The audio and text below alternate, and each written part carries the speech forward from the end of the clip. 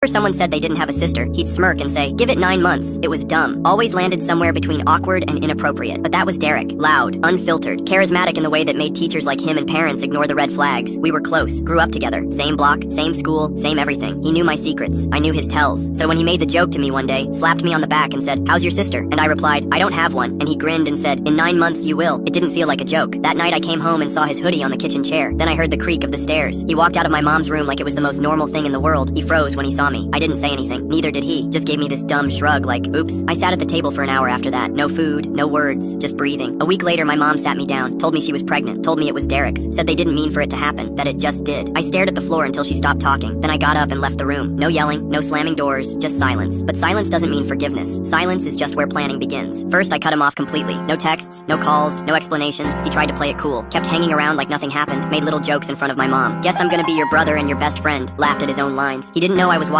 I knew he worked at the local recreation center, coach's assistant, part-time, but important to him. So I paid Coach Abrams a visit. Said I heard Derek had been bragging about banging one of the moms at the center. Didn't say whose mom. Didn't need to. Coach dropped him that weekend. Cited optics. Next, I stopped by Derek's older brother's place. The guy's ex-military, hardline discipline, zero tolerance for drama. Told him Derek got a girl pregnant and was crashing at the girl's place like a king. Didn't say it was my mom. They got into a fight 2 days later. Derek moved out for good. Now he was living full-time at my place, sleeping in the room he used to crash in after video game marathons. Except now he was doing it as my mom's boyfriend. I smiled when he moved his stuff in, because that meant I had him exactly where I wanted him. His car, a beat-up Civic he thought was cooler than it was, started acting up. My uncle's a mechanic, good with sabotage that doesn't leave a trail, a few tweaks to the timing belt, some loosened bolts here and there. The car would stall, overheat, eat oil like cereal. Eventually he had no money left, nothing coming in either. Derek was late to every doctor's appointment, every job interview, every errand. Then I let my friend leave a crying toddler with him for a practice babysit, 5 hours. By the end, he looked like he'd aged 10 years. He started snapping at my mom, telling her he was doing his best. She started crying in the kitchen more often. The final straw came at dinner. Mom said they should look at apartments for when the baby arrived. Somewhere close, maybe a 2-bedroom, somewhere they could start fresh. Derek snapped, said he wasn't ready for this, said she tricked him, said he didn't sign up for a damn family. Then he looked at me and said, "You think this is funny?" I said nothing, just picked up my fork and kept eating. 3 days later, he was gone. Packed up his stuff in silence and left before sunrise. No goodbyes, seems like he had to go get the milk. It's been 3 years since, and last I checked, Derek was serving 10 to life for armed robbery. Seems that the whole thing took a real toll on